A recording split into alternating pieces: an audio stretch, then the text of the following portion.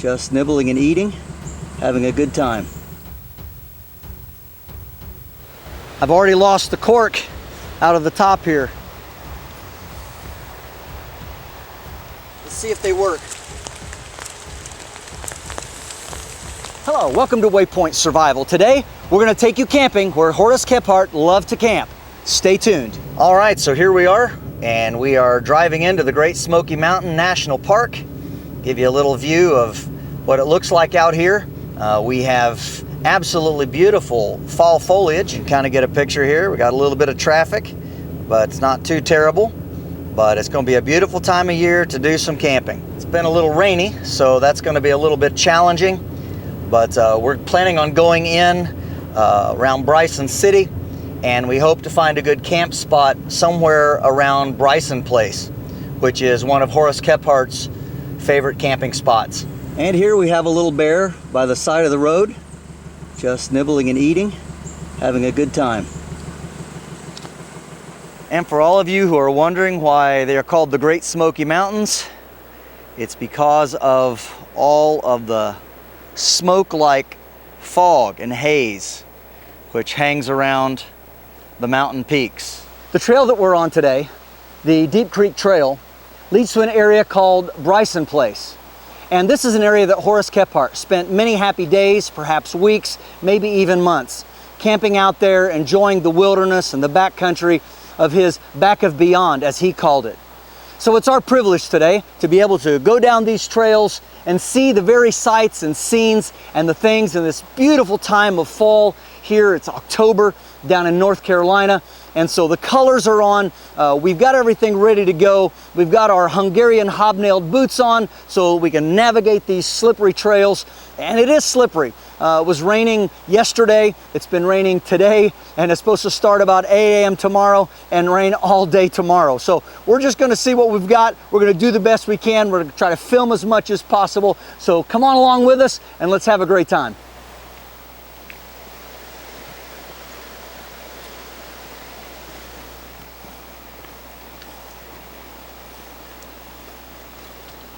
Well, they said this was a really well-maintained trail.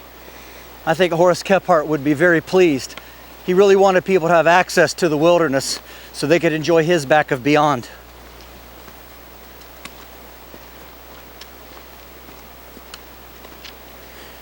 I know one thing, these Hungarian hobnails on these boots really work good for grip. So here's one of the creeks that you have to cross to get to the campsite. And looking down the other side, all the beautiful fall colors. It's easy to see why Horace Kephart loved this area. And you know, sometimes things are so beautiful, you just want to stop and take a picture.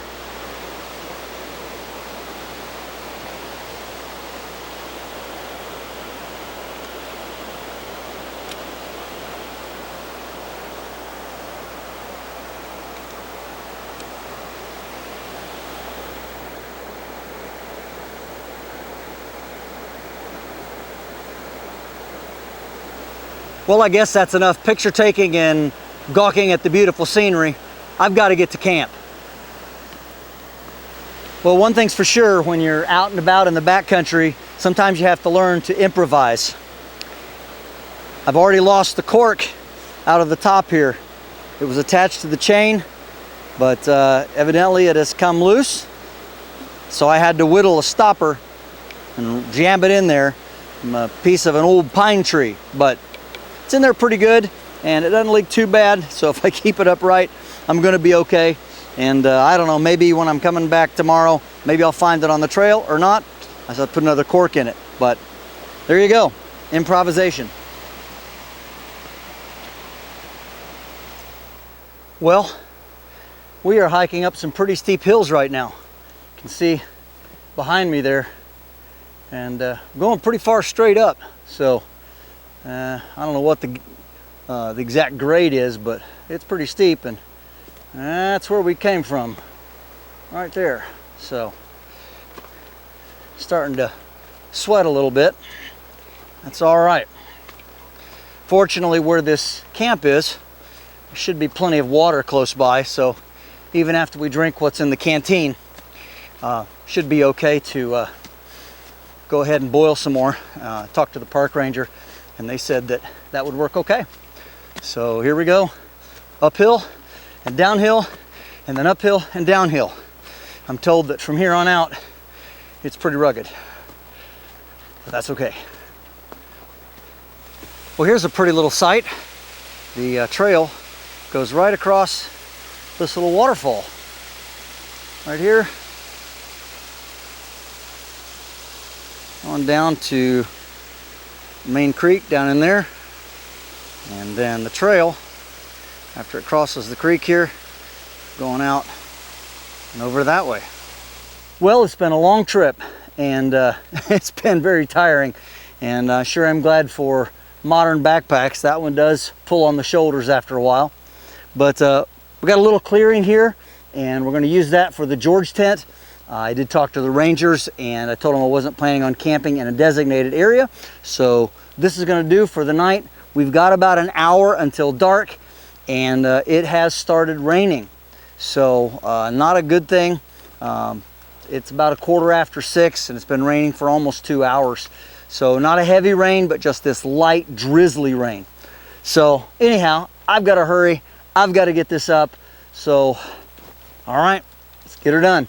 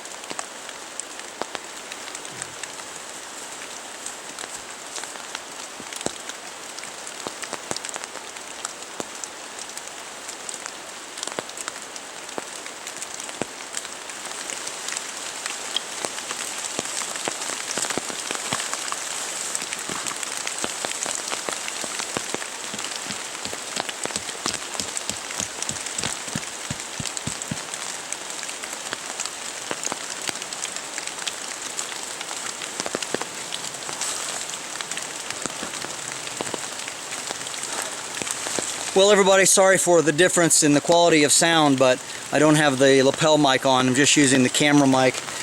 Everything is just wet. It's raining and raining and raining. So I'm going to try to get everything inside the George tent. I'm going to try to get a fire started. If I can't get a fire started, I've got some little sausages that don't have to be cooked, and I've got a piece of cheese. Other than that, it's going to be a cold camp. So I'm going to try to get a fire started though. We'll see what happens. But all I have are matches. I do have my Kephart fire starting kit, so I'm sure we can get it going. I don't know that we can keep it going, but we should be able to. And so, the only thing we can do is give it a try. Alright, well, we've got our flashlight here. So I've got a space cleared right down here on the ground. And right there, I don't know if you can see that, where that light's shining. Yeah, right in that area there. That's where we're going to put our fire. And then I found, wonderfully enough, this old stump here close to my place, and I broke it off, and it's dry inside. Oh yeah. Alright, so we've got a really nice pile here, and we're going to use our little tinder box. Got a few pieces of fat wood in here. I'm going to go ahead and use a couple of those pieces, as well as some of our fire extender here. Trying to keep all of this as dry as we can, but we want to preserve that as much as possible. We may have to use this again. We may have to use this again in the morning, so very important that we keep all of this as dry as possible. We're going to use some of our special matches here. Let's see if they work.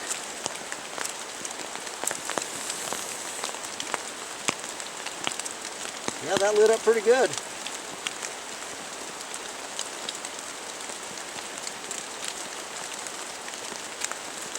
Alright, now we got to keep it going.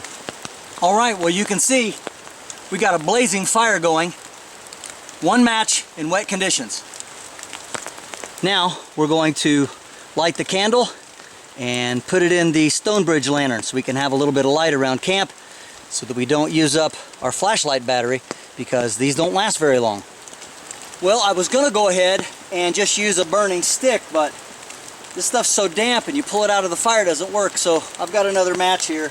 I'm going to set it off and use it. Then I hate to waste a match, but then again, we need light in the camp, so all right.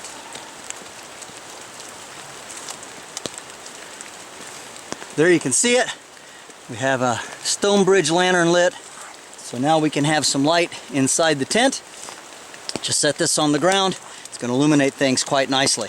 And there it is, burning nicely at the back of the George tent. There's plenty of room. Got the sleeping bag here. There's the 22 and other pouches. We've got the ground mat down. There's the pillow, and then everything else is still tucked away pretty much in the pack, except for our food, which hopefully we'll be able to have something to eat tonight. So let's see what happens. All right, well, we went down to the river and got a bucket of water, and so we've got it on to boil. We drank more than half of the canteen, so we need to replenish our water. Very important. There's a lot of water everywhere, but of course you want to boil it and purify it. For supper, we are having some ribeye, deep fried in butter over the fire. Nothing like a hot meal on a damp evening. So this is my view right now inside the George tent, and I'm using the microphone again so it sounds a little bit better. But it's 11:30 at night. Got a bunch of wood piled up and a nice strong fire going. Got some dead wet wood on top to help protect it from the rain, also to make it burn a really long time. So hopefully I'll have some coals in the morning when I wake up. So we've got the Stonebridge lantern there, got our shoes, the tongues open and drying, and got the bed laid open here. Got our spare clothes for a pillow, and then the mattress that we told you about. Got it right there. So far so good. Hopefully it doesn't let me down at night. So we got the knit cap on. You can see it there, and going to help us sleep warm at night. Keep the head covered and the feet. Of course, we're going to put on those heavy wool socks that I showed you in the previous video. And I'm looking forward to a great night, and we'll see you in the morning. Well, good morning. Had a pretty uneventful night last night. Didn't have any big rains, but the sky is definitely overcast, and George tent did really well. The fire, you can see the smoke behind me, it did go out at night, but I got up about 6:30, 7 o'clock, something like that, just before daybreak, and there was just a couple little coals in there, but I had enough in there that I was able to gather it together, strike another match, put a little bit more tinder with it, and got it going again. So we're going to be able to cook breakfast. In the meantime, I've been packing up things in the tent. We need to hit the trail pretty early. We don't want to waste time, and especially if we're going to be doing a lot of walking in the rain later on, I want to make sure they get everything down. The pack is already heavy, and if I let everything get super wet, it's going to be even worse. So that's my priority this morning. Get some breakfast, make some coffee, and after that, get on the trail again. So one of the things that I did last night is I went down to the river, and even though I was tired and I really wanted to get to sleep, I knew it was important to have plenty of water for this morning. So I took one of these old buckets, and I have freshly cooled boiled water, so plenty for hitting the trail today. I have a full canteen. I filled that up last night. I actually boiled 2 of these pots, so I have one for cooking and for breakfast and for cleanup, and then another for just make sure I'm fully hydrated before I hit the trail. Our next order of business, we got to make some coffee, and you can see here got our nice coffee grounds. and we're going to put it in our second pot over here. I'm going to try to make enough for a couple of cups at least. So it's going to be really strong. I like strong coffee, and so we're going to put it in here generously. So that ought to do it. And then we just put it on the fire and let it boil. Of course, as most of you know, if you use the lid, it'll boil faster. All right, hopefully you can see that, but we've got a good boil. It's been boiling for a while now, so we're going to go ahead and take it off of the fire.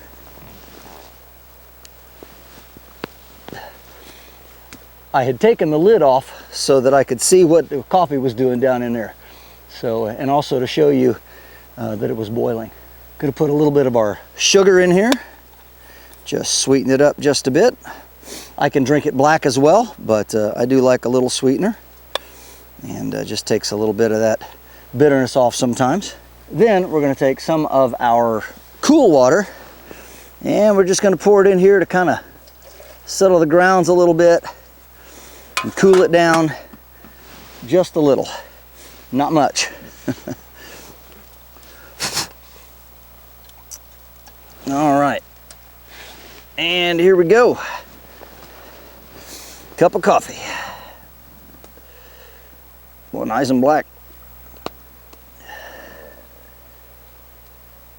Now, Horace Kephart talked about this. He had a thin little porcelain cup that had a broken off handle, and he kept it inside of a tin cup.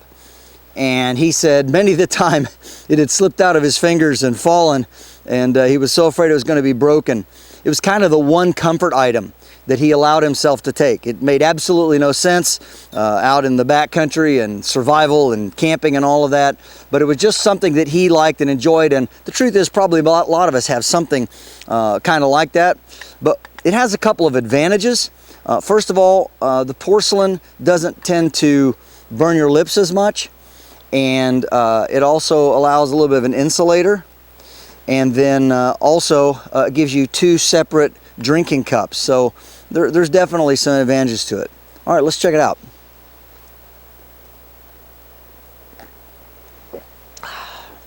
That's strong coffee, all right. But it tastes good on a very damp and overcast morning.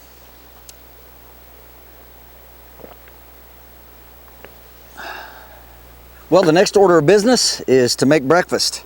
And we have a nice wax canvas bag here with drawstrings. Pull it shut. And this is our bear bag. We had this stashed away from the campsite so that if a hungry bear or some other predator came along, it wouldn't be in the George tent with me. So it's very important to do that. And since I'm not being here for a very long time, and I've only got one fire, I'm actually cooking close to the camp. And but I'm also burning all of the refuse and the remains. If there's any food particles or anything like that, I'm burning it in the fire. And then, of course, I will definitely make sure that the fire's out before I leave. But here is our egg carton that we made, and Kephart recommended doing this just out of cardboard. Tape was very common, and you can see here we've got 6 compartments for eggs with just tissue paper. So there's 1 and there's 2 right there. So we'll probably do at least 2, maybe 3 eggs. We'll see. There's another one there, and we'll just see what we're hungry for. Also, stashed inside of the folding handle skillet, with this, of course, as the lid should we need it. But we have a block of cheese in wax paper, and then we also have about 3/4 pound of bacon, so 12 ounces. And we're going to start frying it up.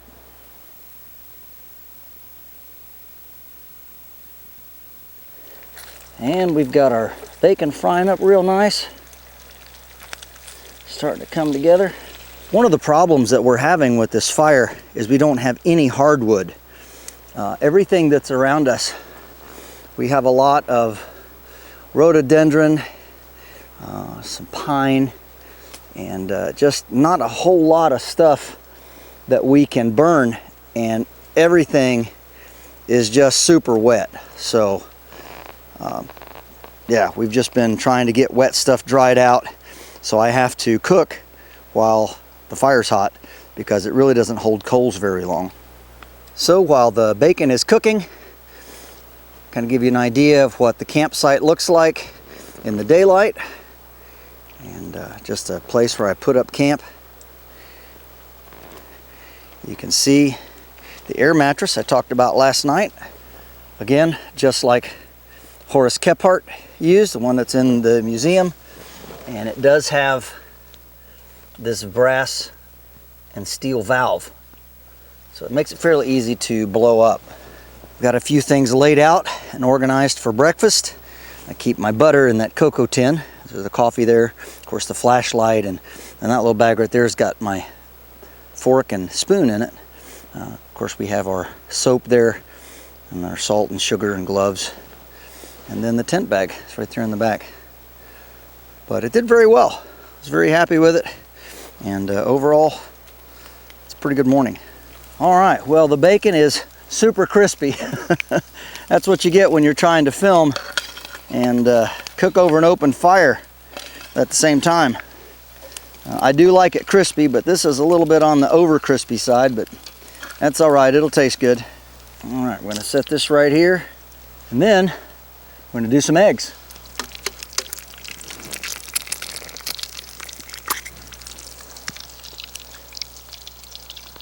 And there we go, looking pretty good. And just gonna put it right here on our heat like we had it before, using a bit of a stick to balance out the pan to make it a little more level. It's a wet stick, and of course eventually it will get kind of burned up, but at least for now it works pretty good. Now a lot of times what I'll do is I'll go ahead and scramble them, because I just find that that makes it a little easier and keeps it from burning so much, especially when you're kind of struggling with the fire as I am here. It also helps keep the pan clean. By the way, here's a little tip for you. It's better that your eggs be a little underdone than to try to just cook them thoroughly.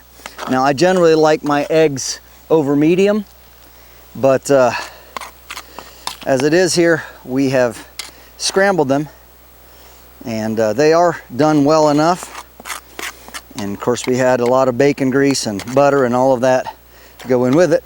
Since the bacon has cooled off a little bit, I'm going to go ahead and put it back in the grease, and that'll warm it up a little bit, and then we can just eat out of the pan. As a matter of fact, if you wish, you could chop the bacon up and mix it in with the eggs.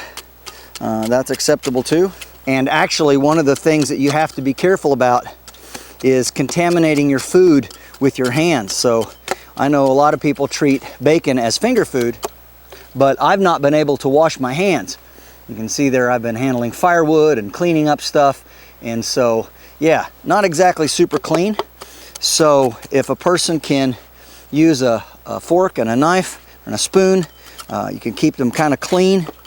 You're definitely going to avoid sickness, hopefully, more often than not.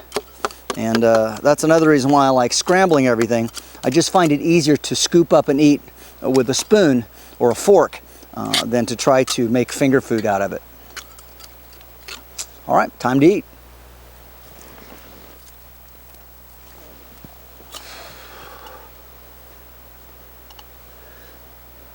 Cup of coffee, bacon and eggs.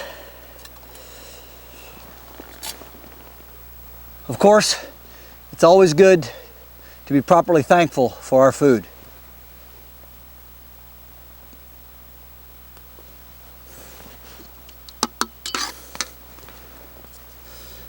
Time to dig in.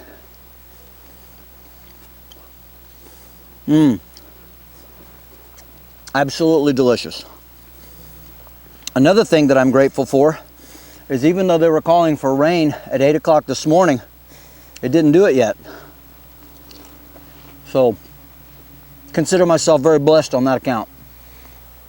Coffee's cooled off a little bit, but still tastes good.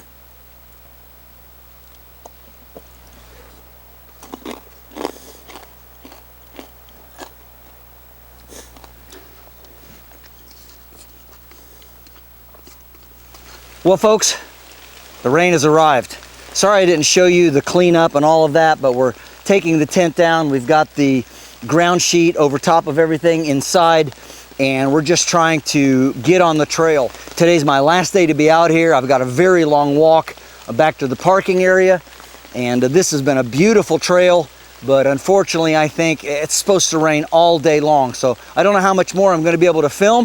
If I can stop and film something, I will, but of course, what do you do when this happens, right? I gotta hurry. It's raining more and more.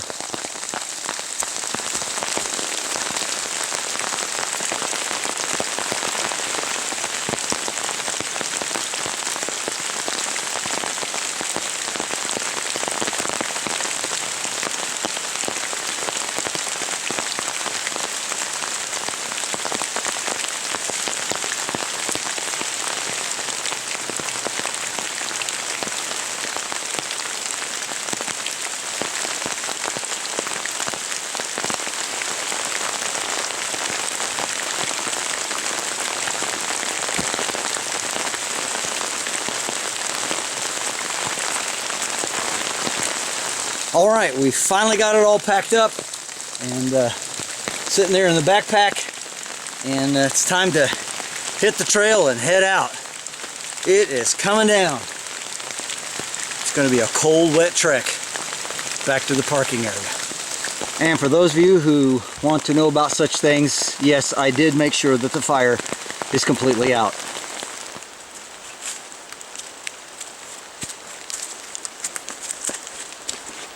All right, well, we made it back to the parking area, and I've offloaded the backpack and everything else. It was a long walk, very strenuous. And although we didn't camp at the exact spot where Horace Kephart camped, that is around number 59 on the map if you're coming down this area. We made it into that area, and I told the park ranger that I wasn't going to camp at the established spot. There's now an established area there where he used to camp, which a lot of people camp at. So we found a primitive camp in honor of Horace Kephart so that we would be able to kind of mimic what he did. Because remember, there was no Smoky Mountain National Park when he was around. Well, it's been a good trip. It is raining and raining and raining. I've got the camera under its rain cover, trying to keep the microphone dry. But hey, that's just the way it is, folks. We've had a great time. I hope you've enjoyed this video. Thank you so much for all that you do for us and for the channel. Make sure and give this a big thumbs up. Go ahead and hype it if you can, and just get this out there to a lot of people. And we're going to continue to make good videos for you, the good Lord willing. Thanks a lot. Since I'm here in Bryson City, North Carolina, I wanted to stop and pay my respects to Horace Kephart. This is his grave. This is where his final remains are buried. The beautiful plaque here on this large stone commemorating him. And just behind me is a marker for his wife, Laura, and then also George Massa, who was a photographer who took a lot of great pictures back in the day from the Smoky Mountains in that era. What an incredible man, what a great writer, what a great legacy he left all of us who love the outdoors, not just in his books and his writings, but in the beautiful Smoky Mountain National Park.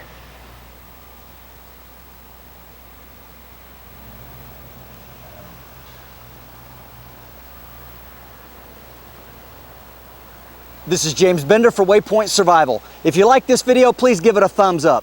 Also, make sure and check out the links in the description box below, just under the More button. While you're down there, you'll find the links for our WayPoint Survival digital class. And this is where you can train in the comfort and convenience of your own backyard the top 20 skills that we consider to be the most important from our Phase 1 Survival and Bushcraft class. You'll also find the waypointsurvival.com link where you can sign up to take in-person classes at our beautiful training facility in Southern Ohio. And while you're there, make sure and sign up for the WayPoint Survival and Prepping 101 newsletter. Lots of great information there. It's all free, and there's going to be some giveaways, so make sure you don't miss that. And if you haven't done so already, please subscribe to the channel. We'd really appreciate it. And when you do subscribe, make sure and press that bell button so that you can stay notified of all of our upcoming videos, and we'll talk to you next time.